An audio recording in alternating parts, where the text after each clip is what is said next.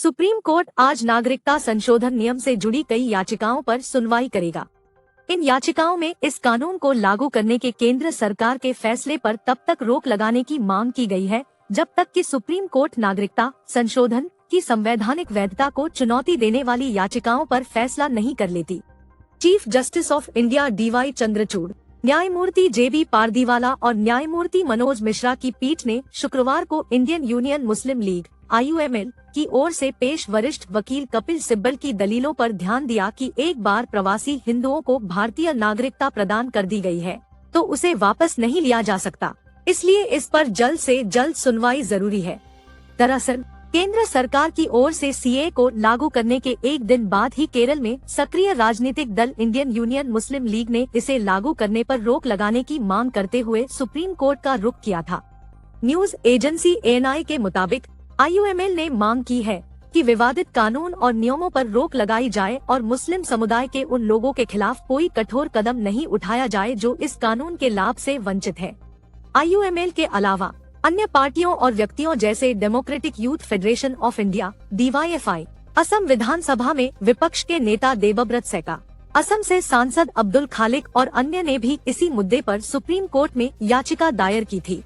आज इन्हीं सब याचिकाओं पर सुनवाई होगी। CAA के खिलाफ 237 याचिकाएं लंबित हैं, जिनमें 4 अंतरिम आवेदन हैं, जिनमें नियमों के कार्यान्वयन पर रोक लगाने की मांग की गई है। न्यूज एजेंसी PTI की रिपोर्ट के अनुसार 15 मार्च को केंद्र का प्रतिनिधित्व कर रहे सॉलिसिटर जनरल तुषार मेहता ने कोर्ट में याचिकाकर्ताओं की स्थिति पर संदेह जताते हुए कहा था, किसी भी याचिकाकर्ता के पास नागरिकता देने पर सवाल उठाने का कोई अधिकार नहीं है। चीफ जस्टिस ने दोनों पक्षों को सुनने के बाद कहा कि हम इस पर मंगलवार को सुनवाई करेंगे। इसमें 190 से अधिक याचिकाएं कार्यान्वयन पर रोक की हैं, उन सभी की सुनवाई की जाएगी। हम अंतरिम आवेदन पर सुनवाई के लिए पूरा बैच रखेंगे। गृह मंत्रालय ने 11 मार्च को नागरिकता संशोधन अधिनियम के नियमों के कार्यान्वयन को अधिसूचित किया था।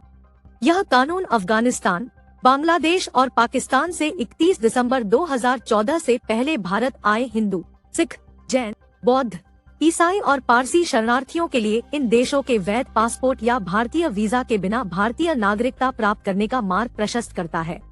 नागरिकता संशोधन विधेयक 2019 दिसंबर 2019 में संसद में पारित किया गया था। लोकसभा ने 9 दिसंबर को विधेयक पारित किया, जबकि राज्यसभा ने 11 दिसंबर को इसे पारित किया। अवैध प्रवासियों के लिए नागरिकता पर संशोधन कुछ क्षेत्रों पर लागू नहीं होंगे। इनमें संविधान की 6ठी अनुसूची में शामिल असम, मेघालय, मिजोरम और त्रिपुरा के आदिवासी क्षेत्र शामिल है। बंगाल ईस्टर्न फ्रंटियर रेगुलेशन 1873 के तहत जिन राज्यों में इनर लाइन परमिट व्यवस्था लागू है, वहां भी CAA लागू नहीं होगा। अरुणाचल प्रदेश, मिजोरम और नागालैंड में इनर लाइन परमिट की व्यवस्था लागू है।